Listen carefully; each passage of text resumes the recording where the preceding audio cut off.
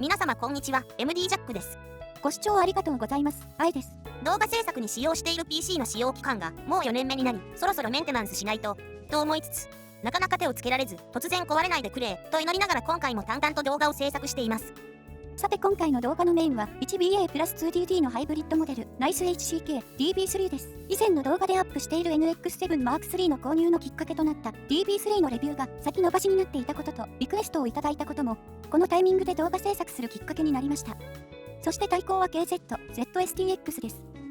ZSTX は 1BA プラス 1DD ですが、ダブルマグネティックダイナミックユニットを搭載、価格帯も似ており、比較対象としては良いと思ったのと、前回動画で ETX を扱ったことで、久しぶりに ZSTX も聞きたくなり、選びました。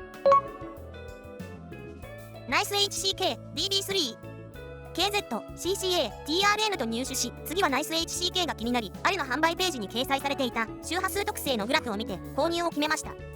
2019年9月頃の発売です。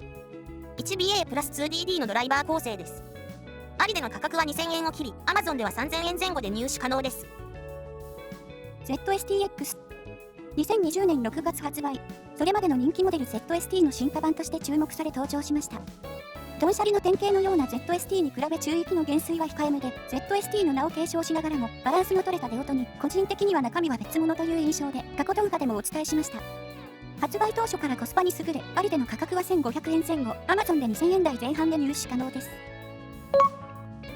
DB3 は僅差ですが、50Hz 付近で低域が強い KZ-AS06 をしのぎ、500Hz 付近までも他モデルに比べ低域が強いモデルです。一方、高域は KZ-DQ6 との比較で 7kHz 付近のピークはほぼ同じですが、2.5 から 6kHz の帯域で波形カーブが逆の動きになっており、キャラクターの違いが予想できます。そしてこれが上位モデルの NX7 M3 との比較です。同メーカーということもあってか、波形カーブの傾向は似た印象です。一方 ZSTX は ETX との比較で 2kHz までのカーブがほぼ重なりました。広域も基本的なカーブの傾向は似ており、後発の ETX が ZSTX をベースに作られたのかなと推測できます。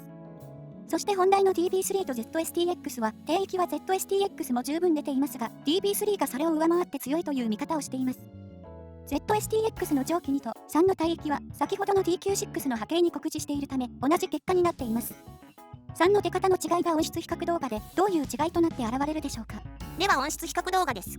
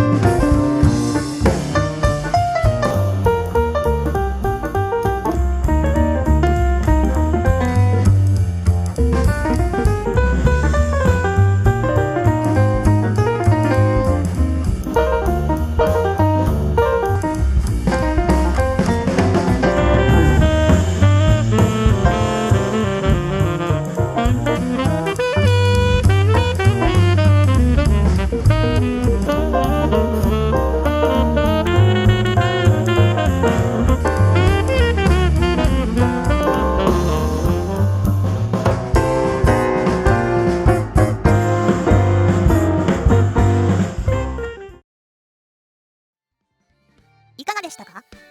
低域が強いと思っていた DB3 ですが、楽曲で比べベルとピンクノイズの比較では DB3 が優位でしたが、思ったほど差を感じませんでしたね。曲にもともと 50Hz 付近の低域要素がどのくらい含まれるかにもよるしななどと思いながら波形を見ていました。バスドラのキックの圧の部分で、やっぱり DB3 の低域強いなとは思いましたが、収録音と実音のギャップが出てしまったかなと思います。2から 6kHz 付近の鳴り方の違いがやはり2モデルのキャラクターの違いに結びついてると思いました。試しに DB3 で弱い 6kHz 付近を EQ で3から 4dB 持ち上げてみると広域はかなり似た鳴り方をしましたので、やはりここがポイントっぽいです。ここは別動画にして少し掘り下げてみたいです。今まで ZSTX は個人的にはあまり特筆する個性的な音質だとは思っていませんでした。今一つ印象が薄かった理由が今回の比較で分かった気がします。それは卒のない仕上がり、万人向けしそうなチューニングの方向性が個性をあまり感じさせないということです。決して悪い意味ではありません。低域が良く出つつもやや高域寄りのチューニング傾向がやはり KZ らしいと思います。今バランス接続で聞いていますが 1BA プラス 1DD でこれだけ鳴るんですから価格も考慮したら大したもんだなというのが正直なところです。 DB3 は収録音と実音の比較では印象の違いがありました。実音は重い低域が印象的で、やはり ZSTX を凌駕しています。広域の線は細めですが悪くないチューニングだと思います。ZSTX と同じ音量で聞くには、例えば10時の方向にあるボリュームを11時半ぐらいの位置まで上げる必要があります。同等の音量では広域は刺さらず、ホームな出音で音量を上げやすい傾向です。聴覚上同じと思っているだけで、実際は DB3 の方が音量出ているかもしれません。重心の低いサウンド傾向ですが、広域を侵食するようなものではないと思います。引き疲れしない傾向の音質ですが、 EQ で 6kHz を中心に3から 4dB 持ち上げてやると波形比較で足りなかった部分が補われ、太い低域とシャキッとした広域になり、かなり迫力のある強力なサウンドに変化します。最初に購入するなら ZSTX の方が無難とは思います。もちろん好みなんですが、個人的には ZSTX の広域を少し EQ で落としたサウンドと DB3 の 6kHz を中心に3から 4dB 持ち上げたサウンドならどちらでも満足できますから、私の再生環境ではそのままなら ZSTX をまずおすすめします。 DB3 は何本もイヤホンを所有していて、音のバリエーションを広げたい時に選択するようなタイプかなと思いました。まとめ、 DB3 をメインにレビューしながら ZSTX をおすすめしているようにも見えますが、どちらも聞いてみてほしいモデルなので、まだ入手されていなければ両方入手してほしいなと思います。 DB3 の低域は ZSTX を凌駕していますし、それでいて広域に侵食するほどではないので、ぜひ体感してほしいです。ということで、ナイス HCK、DB3、KZ、ZSTX の波形比較、音収録、レビューでした。このチャンネルではイヤホンのレビューを誇張表現や専門用語はできるだけ使わず、音と波形と言葉でお伝えしています。チャンネル登録がお済みでない方はご登録の上ご覧いただければ幸いです。ではまた次の動画で。ご視聴ありがとうございました。